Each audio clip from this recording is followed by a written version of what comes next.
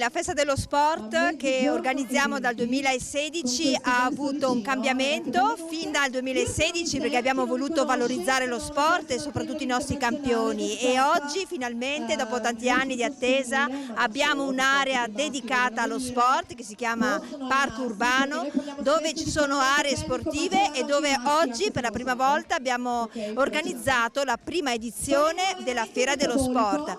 Si è trasformato in un vero e proprio villaggio dello sport, accogliendo associazioni sportive, atleti e famiglie. Inaugurato lo scorso anno, il Parco Urbano è una sintesi di molte iniziative per dare la possibilità di sperimentare lo sport a 360 gradi e vivere l'esperienza.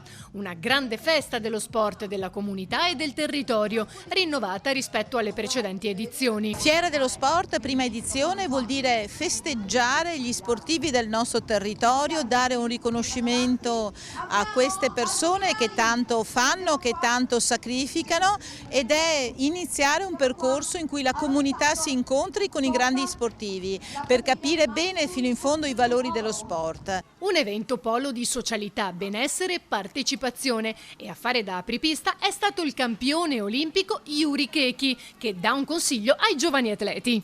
Mettersi alla prova, di trovare un'attività sportiva che li appassioni, che li faccia star bene, e poi di farlo, iniziando sia giovani che meno giovani, cercando di star bene con se stessi. Se poi arrivano risultati tanto meglio, ma non deve essere, secondo me, almeno quello l'obiettivo principale, perché poi arrivano comunque se hai delle doti e se hai delle capacità. Nella mia carriera lo sport mi ha insegnato molto, credo di essere oggi, con tanti difetti che cerco ogni giorno di migliorare, ma con grande fatica, una persona migliore grazie a quello che mi ha insegnato lo sport.